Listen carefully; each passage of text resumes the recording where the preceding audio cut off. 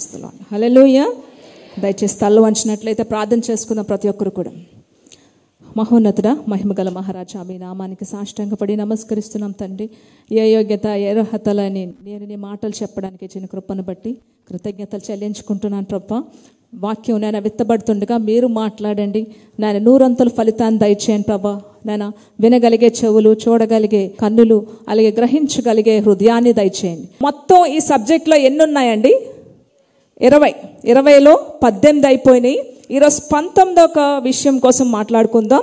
2వ తిమోతి రాసిన పత్రిక 3వ అధ్యాయం 5వ వచనంలో ఈ 19వ విషయం ఉంది. చదువుదాం. పైకి భక్తి గలవారి వలె ఉండి దాని శక్తిని ఆశ్రయించిన వారనే ఇందురు. అది చాలు. పైకి భక్తి గలవారై ఉండి దాని శక్తిని ఆశ్రయించరవట. అంత్య దినములు అపాయకరమైన కాలములు వచ్చునని తెలుసుకొనిడి. ఏలయనగా మనుషులు పైకి భక్తి గలవారై ఉండి దాని శక్తిని ఆశ్రయించని వారిగా ఉంటారు అని చెప్పి ఈ 19వ మాట ఇక్కడ రాయబడి ఉంది. దేవుడు రాబోతున్న అంత్య దినముల్లో మనుషులు ఎలాగుంటారో మనం ఇప్పుడు ధ్యానించబోతున్నాం. ఇందులో 19వ విషయం, ఇది చాలా ఇంపార్టెంట్. ప్రతి క్రైస్తవులో కూడా ఈ విషయం నెరవేరిపోతుంది. ఇప్పటి వరకు చెప్పుకున్న ప్రతి మాట కూడా ఒక ప్రూఫే. అందులో ఈ 19వ మాట ఇంకా ఖచ్చితంగా ప్రతి ఒక్కరి కోసం చెప్పబడి ఉందండి. ఇది 100%లో ఇప్పుడు చెప్పబడుతున్న ఈ 19వ మాట 100%లో 90% మనుషుల్లో ఇది నెరవేరిపోతుంది. 10% మాత్రమే భక్తితో కూడిన శక్తిమంతులుగా ఉంటున్నారు, శక్తితో కూడిన భక్తిలో ఉంటున్నారు. తక్కిన వాళ్ళందరూ కూడా 90%లో ఉన్న వారందరూ కూడా పైకి భక్తి గలవారై ఉండి దాని శక్తిని ఆశ్రయించని వారిగా ఉన్నారు. లోపలికి రుచించదు వాక్యం. ఎందుకు లోపల ఏం లేదండి? ఏం లేదు, శక్తి లేదు. బయటికి మాత్రం భక్తి, లోపల శక్తి లేదు. రుచించదు వాక్యం, విసుగుగా ఉంటది. పైకి భక్తి, లోపల శక్తి లేదు. వీళ్ళందరూ కూడా 90%లో ఉన్నారు. 10% మాత్రమే శక్తితో కూడిన భక్తి పరులైన విశ్వాసులు ఉన్నారు. సరే, ఇందులో 2 రకాల మనుషుల కోసం ధ్యానించుకుందాం. ఒకటి శక్తితో కూడిన భక్తి పరులు, రెండవది శక్తి లేని భక్తి వేషంతో, అంటే వేషధారంతో నటిస్తున్న భక్తి పరులు. అంటే భక్తి లేని శక్తి లేని వేషధారులు ఒక గుంపు అయితే, శక్తితో కూడిన భక్తి పరుల గుంపు ఒకటి. 2 రకాల మనుషుల కోసం మిక్స్ చేస్తూ చెప్తాను. వాళ్ళని వీళ్ళని కూడా మిక్స్ చేస్తాను. సరే, ఇందులో ఒక ఉదాహరణ చూసుకుందామండి. పాత నిబంధన గ్రంథంలో ఒక గనురాలైన ఒక స్త్రీ ఉంది. ఆమె యొక్క బిడ్డ చనిపోయాడట. తర్వాత ఏమైందో ఇప్పుడు చదువుకుందాం మనం. 2వ రాజుల గ్రంథం 4వ అధ్యాయం 27 నుంచి 31 వచనం చూసుకుందాం. పిమ్మట ఆమె కొండ మీద ఉన్న దైవజనులకు వచ్చి అతని కాళ్ళు పట్టుకొనెను.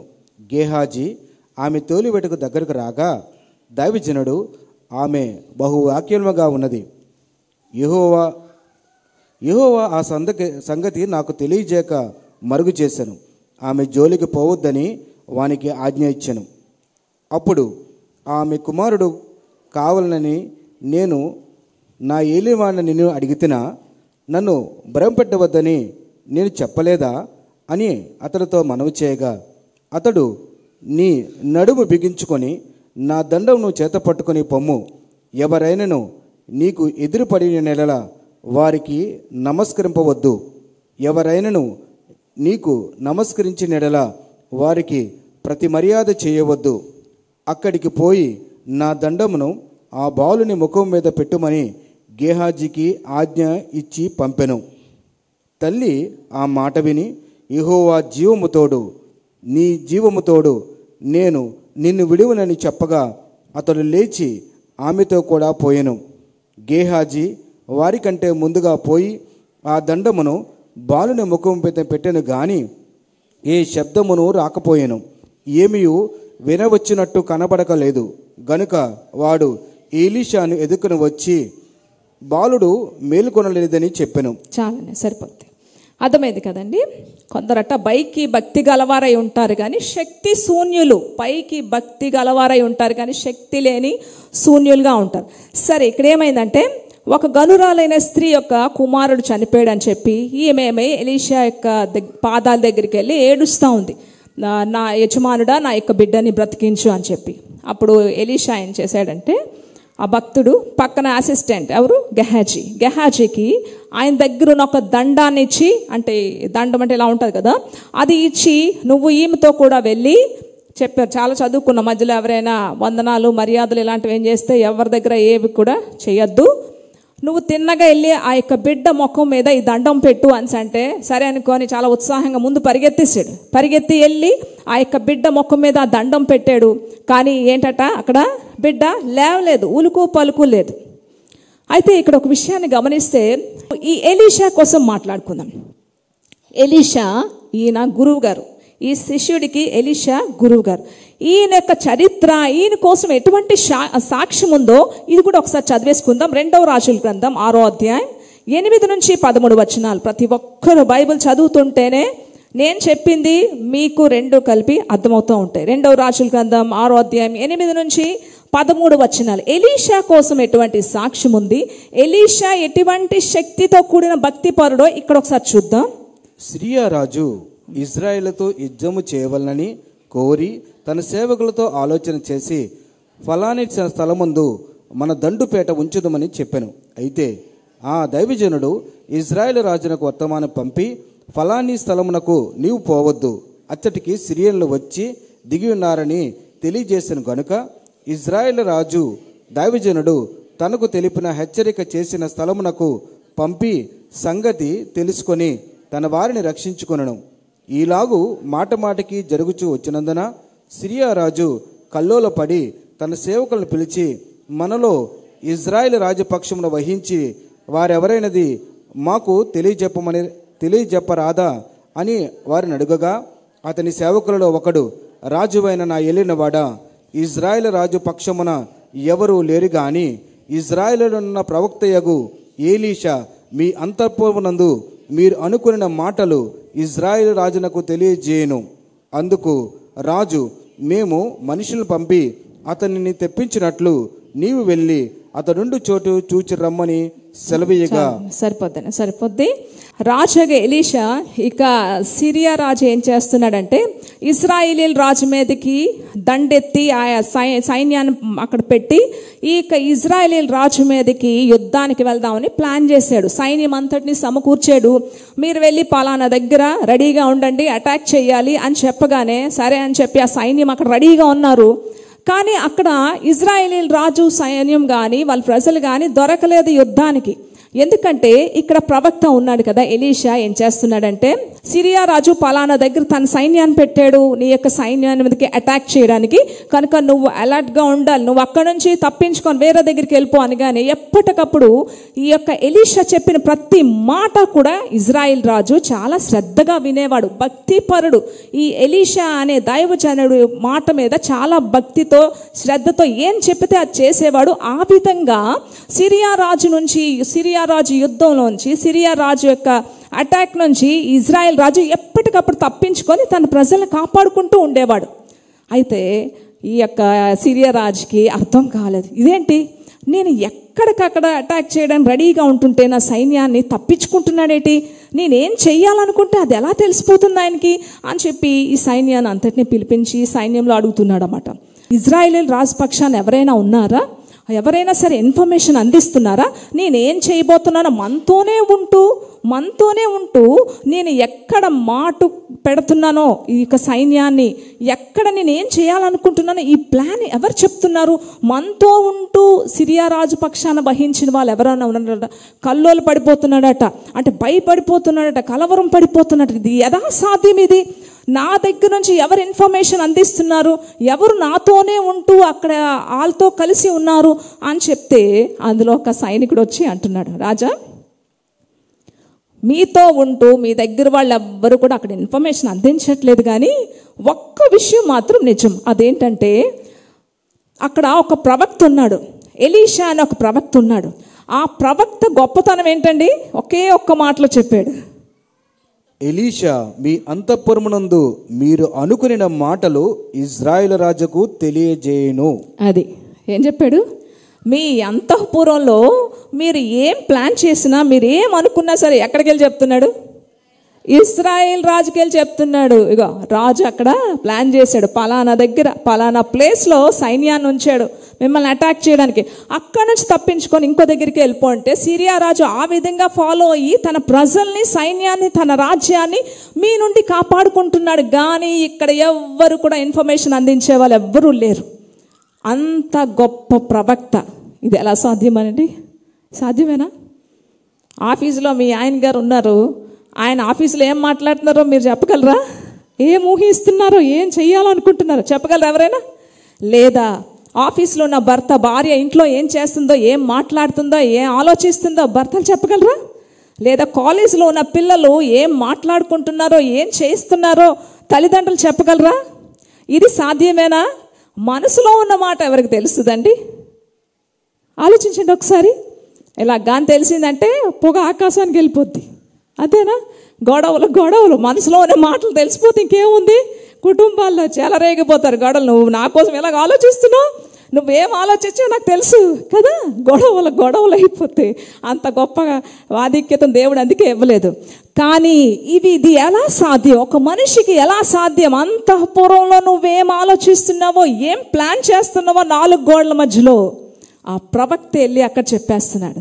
దేవుని యొక్క జ్ఞానము, దేవుని యొక్క బలము, దేవుని శక్తితో నింపబడితేనే కానీ ఇలాంటి మర్మాలు ఒక మనిషికి తెల్లపడవు. హల్లెలూయా, హల్లెలూయా. ఒక వ్యక్తి దేవుని యొక్క జ్ఞానము, దేవుని యొక్క బలము, దేవుని శక్తితో నింపబడితేనే. పైకి భక్తి గలవారివై శక్తి లేని వారికి ఇలాంటివి అర్థం కావు. శక్తితో కూడిన భక్తి ఎవరిలో ఉంటాయో దేవుడు ఇలాంటి మర్మాలు తెలియపరుస్తాడు. అంతఃపురంలో రాజు యొక్క సంగతులు ఒక ఎలీషా ప్రవక్త చెప్తున్నాడంటే దేవుని యొక్క జ్ఞానంతో నింపబడ్డాడు, దేవుని బలంతో నింపబడ్డాడు, దేవుని శక్తితో నింపబడి ఏం జరిగిపోతుందో వెళ్ళి చెప్తున్నాడు. రాజ్యమే రక్షించబడుతుందండి. హల్లెలూయా. ఫరోకి ఒక కల వచ్చిందంట. ఫరోకు ఒక కల వచ్చింది, కానీ ఆ కళ చాలా కలవరం పెట్టేస్తుంది. మార్నింగ్ లెగ్గానే శకునగాండ్రుల్ని, అలాగే గారడి విద్య గలవారిని, అనేక మంది నైపుణ్యులందరినీ తెచ్చి లైన్లో నిల్చోబెట్టాడు ఫరో రాజు. నిల్చోబెట్టి నాకు ఒక కళ వచ్చింది, అది చాలా కలవరంగా ఉంది, చాలా టెన్షన్గా ఉంది. ఆ కళ యొక్క భావం మీరు అందరూ చెప్పాలి. మీరు ఎవరైనా చెప్పాలి. చెప్తారా? కళ ఎలా చెప్తాం? ఏదో మొత్తానికి అటు ఇటు ఇదో చేసి మొత్తానికి ఏదో మిక్స్ చేసి ఒక భావం చెప్పేది కాదు. నాకు ఖచ్చితంగా 3 డేస్లోని నాకు ఈ కళ భావం చెప్పాలి, లేకపోతే మిమ్మల్ని అందరిని చంపేస్తాను. ఈయన కళ వచ్చిందంట, ఆ భావం వాళ్ళు చెప్పాలంట. నాకు వచ్చిన కళ భావం మీరు చెప్పగలరా? ఇది ఎలా సాధ్యం కదా? అయితే అందులో ఉన్న ఒక భక్షకారుడి గుర్తొచ్చింది. అందరిని చంపేస్తామని కానీ అప్పుడు గుర్తొచ్చింది, దానికి ముందు గుర్తు రాలేదు. 2 సంవత్సరాల నుంచి ఆ వ్యక్తి ఆ జైల్లోనే ఉంటున్నాడు. నువ్వు వెళ్ళేటప్పుడు నీకు నేను చెప్పాను కదా ఈ కలభావం, నువ్వు వెళ్ళేటప్పుడు ఏదో ఒక రోజు నువ్వు విడిపించబడినాడు జ్ఞాపకం చేసుకుంటే సరే. చాలామంది ఆ టైంకి చెప్తారు కదా, ఎవరికైనా హెల్ప్ చేసేటప్పుడు, ఎవరికైనా మనం హెల్ప్ చేసాం అనుకోండి, నీ యొక్క రుణం మర్చిపోము, ఎప్పటికైనా నేను గుర్తుపెట్టుకుంటానంటారు. మర్చిపోతారు. ఇదే జరిగింది ఎక్కడ? యోసేపు దగ్గర జరిగింది. యోసేపు దగ్గర 2 సంవత్సరాలు అయిపోయింది. అప్పుడు దేవుడు మళ్ళీ తీసుకొచ్చాడు ఇక్కడికి. చెరసాల్లో మన యొక్క ప్రిజన్, మన యొక్క జైల్లోనే ఒక వ్యక్తి ఉన్నాడు. ఆ వ్యక్తి తప్పకుండా చెప్తాడు రాజా అంటే. వెంటనే యోసేపుని తీసుకొచ్చారు. యోసేపుని తీసుకొచ్చాక నాకు ఈ కళ వచ్చింది, దీని భావం చెప్పగలమంటే చక్కగా భావాన్ని వివరించాడండి.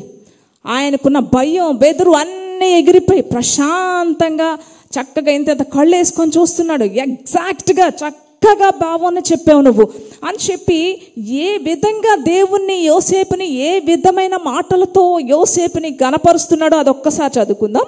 ఆదికాండం 41వ అధ్యాయం 37 నుంచి 40 వచనాలు. ఆ మాట ఫరో దృష్టికిని అతని సమస్త సేవకుల దృష్టికిని యుక్తమయ్యుండున గనుక అతడు తన సేవకులను చూచి, ఇతని వలె దేవుని ఆత్మగల మనుషుని కనుగొనగలమా అని ఆయనను. మరియు ఫరో దేవుడు ఇదంతయు నీకు తెలియపరిచను గనుక నీవలే వివేక జ్ఞానములు గలవారెవరునూ లేరు, నీవు నా ఇంటికి అధికారమే ఉండవలను. చాలండి, సరిపోద్ది. ఏమని చెప్తున్నాడండి?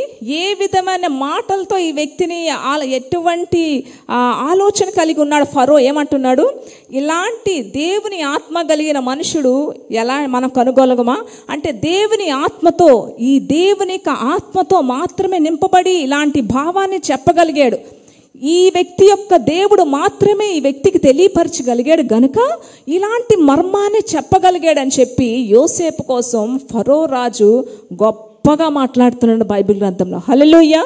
దేవుని యొక్క ఆత్మతో నింపబడిన ఇలాంటి వ్యక్తిని ఎక్కడైనా మనం కనుగొనగలమా? శకునగాండ్రు ఉన్నారు, గారడి విద్య గలవారు ఉన్నారు, అనేక మంది ఉన్నారు అక్కడ. ఎవ్వరికీ చేత కాకపోయింది. కానీ దేవుని ఆత్మతో నింపబడితే మర్మాలు దేవుడు బయలుపరుస్తాడు ఎవ్వరికైనా సరే. హల్లెలూయా, హల్లెలూయా. అమ్మ కోసం చెప్పాలంటే రాత్రులని ఇంకా గంటల తరబడి అమ్మ ప్రార్థనలో ఉంటుంటారు. అలాంటి సమయంలో దీర్ఘంగా ఆలోచిస్తుంటారు. ఆ యొక్క మనసు ఎక్కడికో వెళ్ళిపోతూ ఉంటుంది. కొన్నిసార్లు మనం పిలిచిన పలకరు. అలాగా ఆ యొక్క ధ్యానంలో ప్రార్థనలో ఉండిపోయినప్పుడు వేల వందల మర్మాలు దేవుడు బయలుపరిచాడండి. ఇవి నాతో అప్పుడప్పుడు షేర్ చేసుకున్నప్పుడు నాకు చాలా ఆశ్చర్యం అనిపిస్తాయి, వింతగా అనిపిస్తాయి, కొన్నిసార్లు భయం వేసేస్తాయి. ఎందుకంటే అమ్మ చెప్పిన దానికి అక్కడున్న పరిస్థితికి చాలా భయం వేస్తుంది. నిజంగా ఇది కరెక్టేనా అనే భయం వేసేస్తుంది.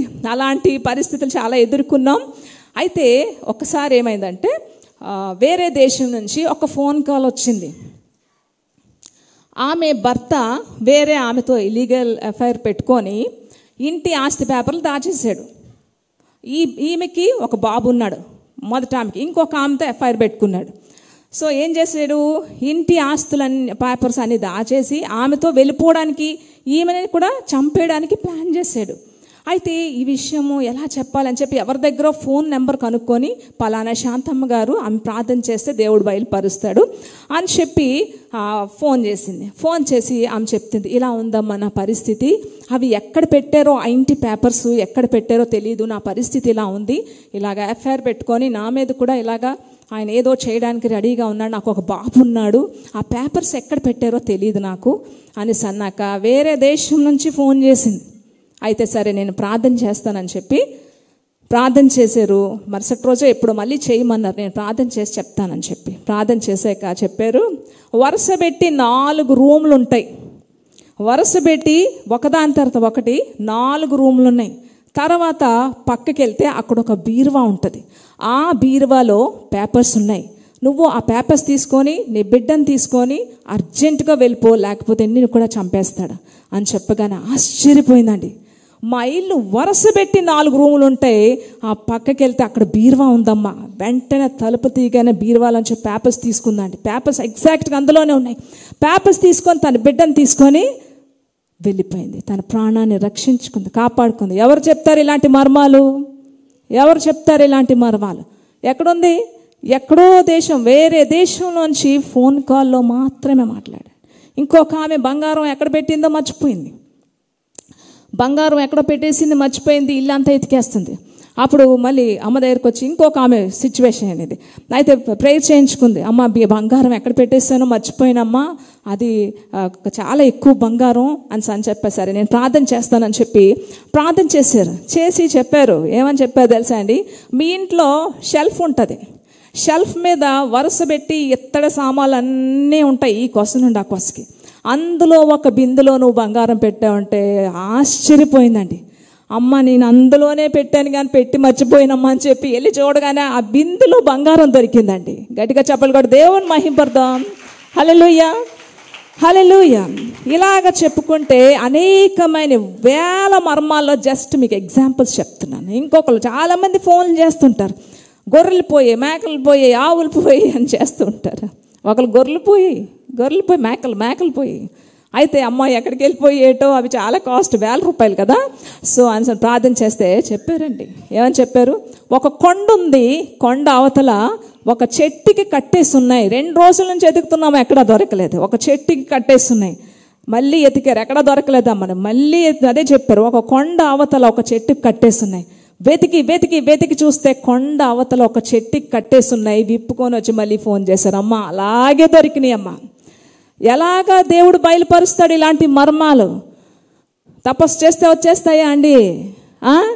శక్తి లేని భక్తి చేస్తే వచ్చేస్తాయా ఇలాంటి శక్తి కార్యాలు? దేవుడు బయలుపరుస్తాడా?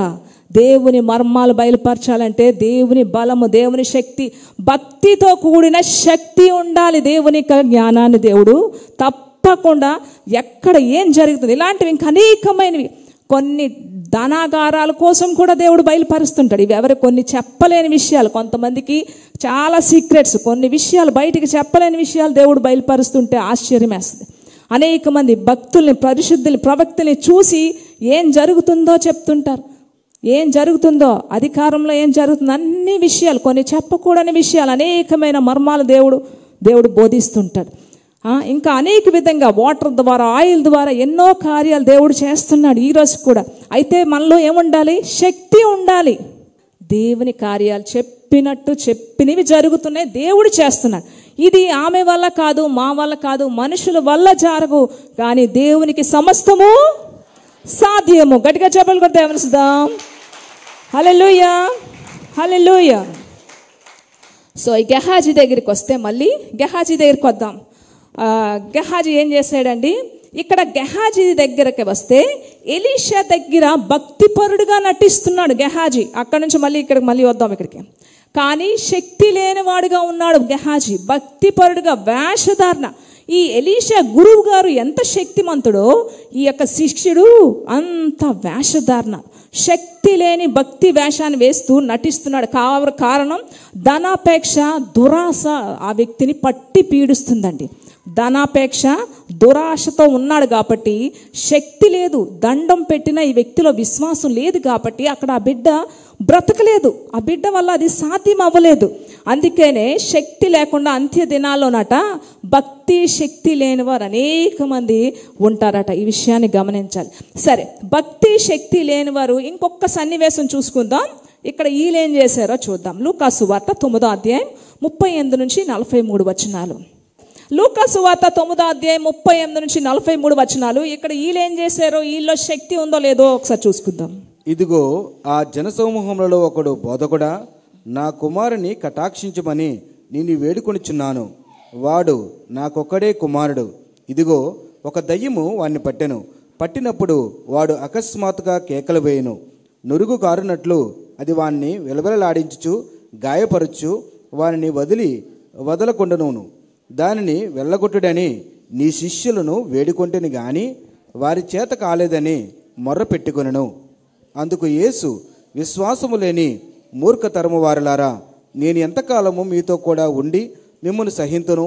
నీ కుమారుని ఇక్కడ తీసుకురమ్మని చెప్పెను. వాడు వచ్చుచుండగా ఆ దయ్యము వాడిని పడద్రోసి విడవిడలాడించెను. యేసు ఆ పవిత్రాత్మను గద్దించి బాలును స్వస్థపరిచి వాని తండ్రికి అప్పగించెను. చాలానే సరిపోతుంది. ఇక్కడ మోగ దయ్యం పట్టిన కుమారుడిని తండ్రట ప్రభువు శిష్యుల దగ్గరికి తీసుకొని వచ్చి ప్రభువు యొక్క శిష్యుల దగ్గరికి తీసుకొని వచ్చి దాన్ని వెళ్ళగొట్టడి అని శిష్యులను అడిగాను. కానీ నీ శిష్యుల వల్ల అవ్వలేదు, నీ శిష్యులు వెళ్ళగొట్టలేదు. ఎందుకు శిష్యుల దగ్గరికి తీసుకొచ్చాడు? శిష్యుల దగ్గరికి ఎందుకంటే తీసుకొచ్చాడు? యేసుప్రభు దగ్గరికి డైరెక్ట్ తీసుకెళ్ళచ్చు కదా.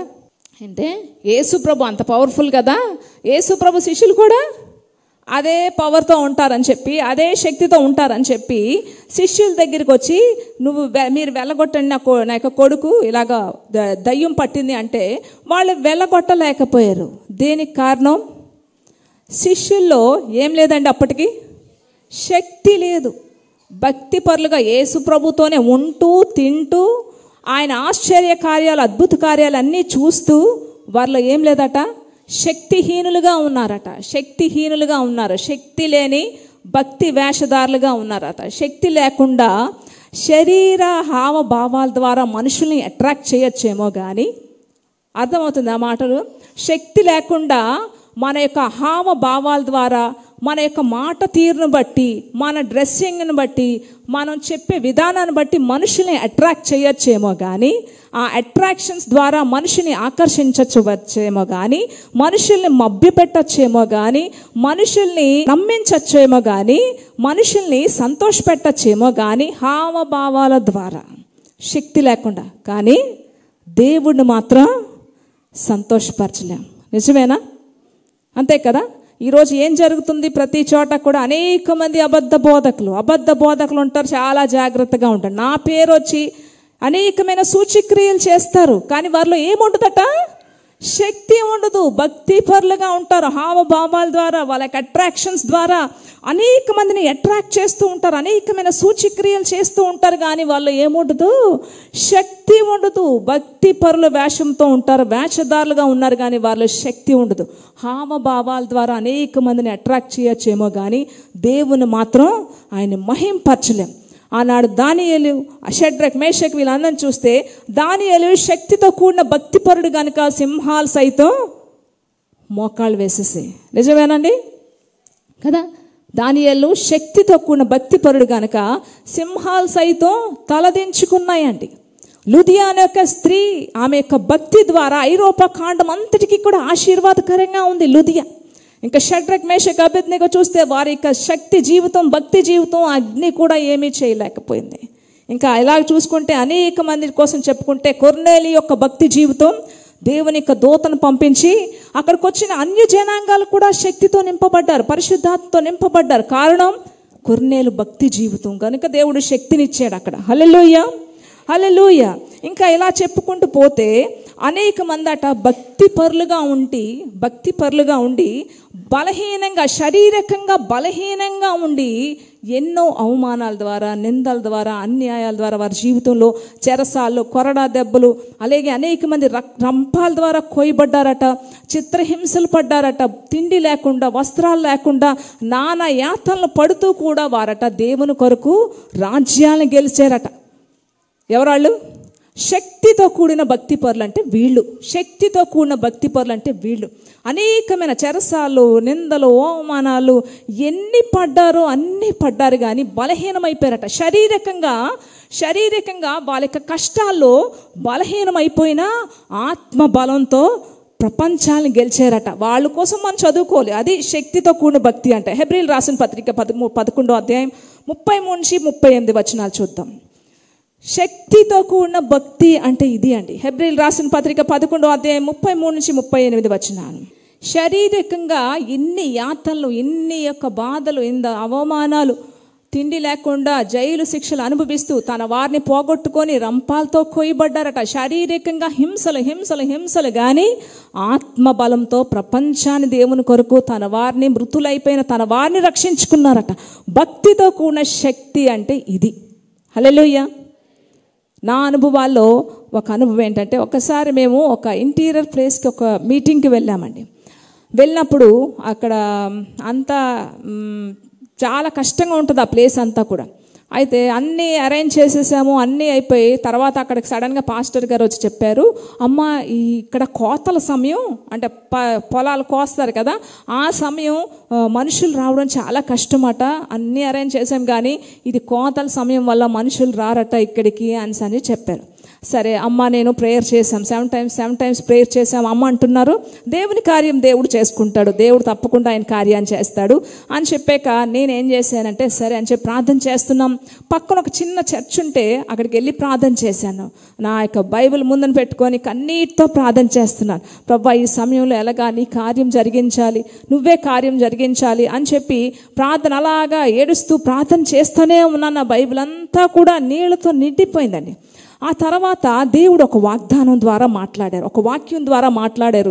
ఆ వాక్యం నేను ఖచ్చితంగా బైబిల్ వెనకాతల రాసుకొని ఎప్పుడు జరగకపోయినా ఇది కానీ నేను ఈ వాక్యం కానీ నేను తీసి దీన్ని ఎత్తి పట్టుకుంటే వెంటనే కార్యం జరిగిపోద్ది. ఆ సీక్రెట్ మీకు కూడా చెప్తాను నేను, మీరు కూడా రాసుకోండి.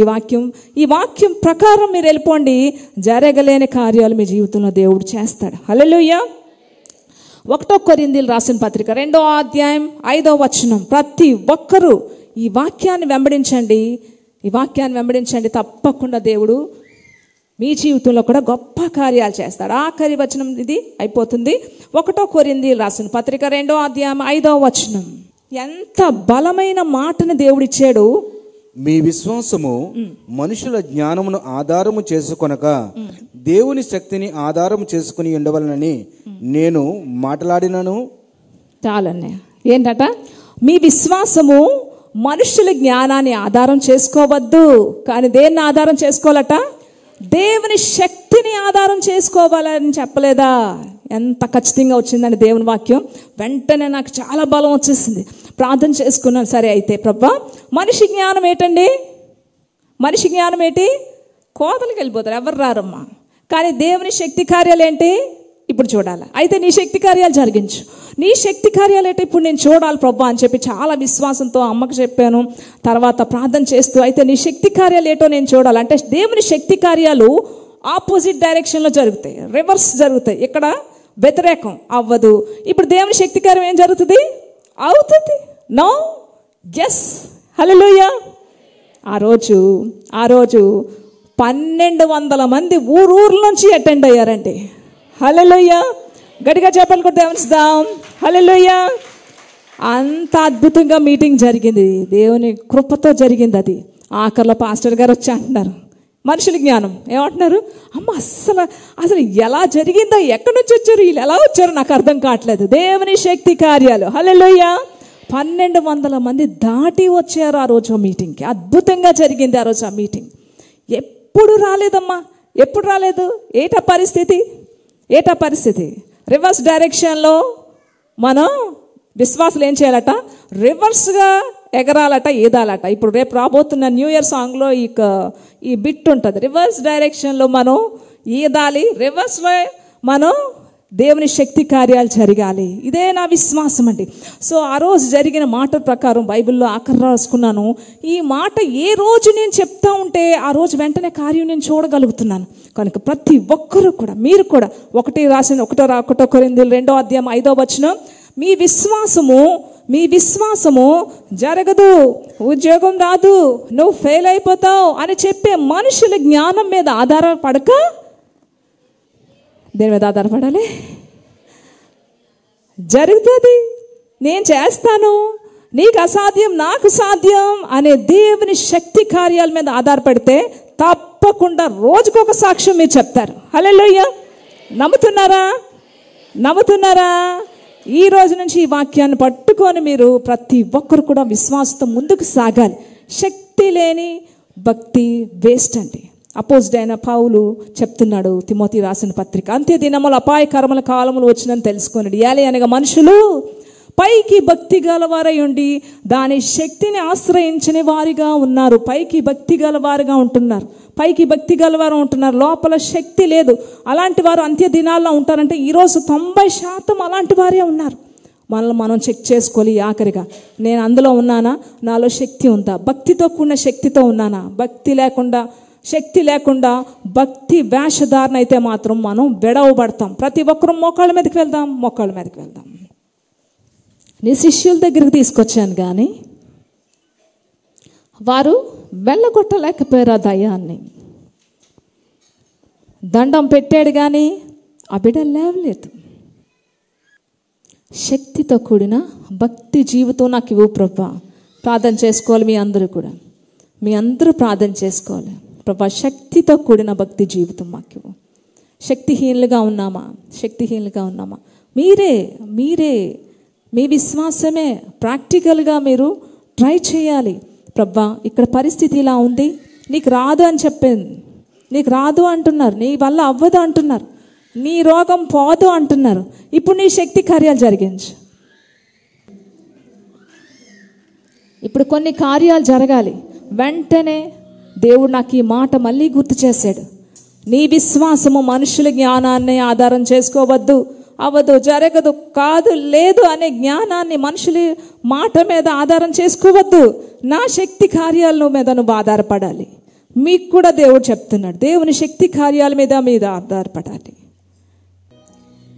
ఏలియా ప్రార్థించగ పొందిన శక్తి నేను ప్రార్థించగ దయచేయుమా. ఏలియా ప్రార్థించగ పొందిన శక్తి నేను ప్రార్థించగ దయచేయుమా. ప్రార్థించి నిన్ను చేరే భాగ్యమేయుమా. ప్రార్థించి నిన్ను చేరే భాగ్యమేయుమా. నిరంతరం ప్రార్థించే కృపణీయుమా. నిరంతరం ప్రార్థించే కృపణీయుమా. ప్రార్థన శక్తి నాకు కావాలయ్యా. నీ పరలోక అభిషేకం ప్రతి ఒక్కరూ అడగాలి. నిర్లక్ష్యం చేయకండి. అసలు ఇదే ఆఖరి రోజు అయితే శక్తి లేకుండానే నువ్వు దేవుని రాజ్యంలో ఆ జడ్జిమెంట్ డే నిలబడితే ఏం సమాధానం ఇస్తావు? యేసయ్యా నాకు కావాలయ్యా నీ అభిషేకం కావాలయ్యా యేసయ్యా నాకు కావాలయ్యా నీ ఆత్మ అభిషేకం కావాలయ్యా ప్రార్థన శక్తి నాకు కావాలయ్యా నీ పరలోక అభిషేకం కావాలయ్యా ప్రార్థన శక్తి నాకు కావాలయ్యా నీ పరలోక అభిషేకం కావాలయ్యా. చేతులెత్తి ప్రభువా భక్తితో కూడిన శక్తితో కూడిన భక్తిపరుడుగానే నేను ఉండాలనుకుంటున్న ప్రతి ఒక్కరు కూడా మీ చేతులు ఆయన వైపు ఎత్తితే, మీ చేతులు ఆయన వైపు ఎత్తే సిగ్గుపడకండి. ఎవరికి చూసి మిమ్మల్ని చూస్తారు? ఎవరి పరిస్థితులు, ఎవరి కష్టాలు, ఎవరి బాధలు వాళ్ళవే. హెబ్రీయులు రాసిన పత్రిక వాళ్ళందరూ కూడా శారీరకంగా నలిగిపోయారండి, శ్రమల్లో పిప్పైపోయారు. కానీ ఆత్మ బలముతో భక్తితో కూడిన శక్తితో వాళ్ళు ప్రపంచాన్ని దేవుని కొరకు జయించారు. అటువంటి వారిగా ఉండాలి.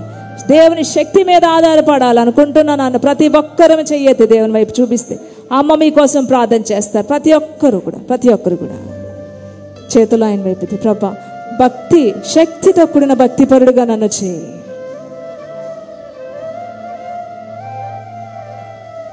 ప్రార్థన చేసుకుందామండి.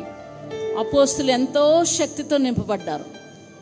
ఒకానొక సమయంలో వారు బలహీనలయ్యారు, కానీ ఎప్పుడైతే ఆరోహణమయ్యారో గొప్ప శక్తిని పొందుకున్నారు. యేసుప్రభు వారు ఆరోహణమయ్యాక అటువంటి శక్తి ఆఖరి దినాల్లో మనం ఉన్నాం. కాబట్టి ఆఖరి దినాల్లో ఉన్నాం. ఏంటంటే శక్తిని కోరుకోవాలి. ఆయన శక్తిని కోరుకోండి, తప్పకుండా దేవుని కార్యాలు మీరు చూస్తారు. మహాపరిశుద్ధుడా నీ పాదాలకు వందనాలు చెల్లిస్తున్నాం నాయన. బిడ్డల మీదకు నాయన నీ శక్తిని పంపించండి. పరిశుద్ధాత్మ శక్తి దయచేయండి నాయన. నీ వందనాలు. బలము చేత నాయన కాదు కానీ నాయన తండ్రి, శక్తి చేత కాదు కానీ నా ఆత్మ చేత చేస్తానని చెప్పిన దేవుడు, నీ ఆత్మ కార్యాలు ఆత్మతో శక్తితో నింపు తండ్రి. నీకు వందనాలు. జీవాధిపతి నీకు వందనాలు. ఆత్మశక్తి నాయన ప్రతి బిడ్డకి దయచేయండి. నీ దగ్గర ఆరోహణం అవ్వడానికి ప్రతి శరీరాన్ని కూడా బలపరచండి దేవా. నీకు వందనాలు. సిద్ధపరచండి తండ్రి. నీకు వందనాలు. ఈ లోకంలో ఎలా బ్రతకాలో నాయన భయంతో బ్రతకడానికి సహాయం చేయండి ప్రభా నాయన. నీకు వందనాలు. లోకానుసారమైన జీవితం తీసివేయండి. చేతులెత్తిన ప్రతి బిడ్డను ప్రభా నీ యొక్క గొప్ప శక్తితో నింపండి. చనిపోయిన వారిని లేపడానికి గొప్ప శక్తిని వరకు దయచేయండి తండ్రి. నీకు వందనాలు. అటువంటి శక్తి పొందుకోవడానికి కృప దయచేయండి. ప్రతి ఒక్కరి చేతులు మీరు దీవించి అభివృద్ధిపరిచి శక్తితో నింపమని శత్రువుని యేసు నామములో వారి జీవితాలు మా జీవితాలు బంధిస్తూ ప్రభువును రక్షకుడైన యేసుక్రీస్తు నామమున అడిగి వేడుకొని ప్రార్థిస్తున్నాం తండ్రి. ఆమేన్. హల్లెలూయా, హల్లెలూయా.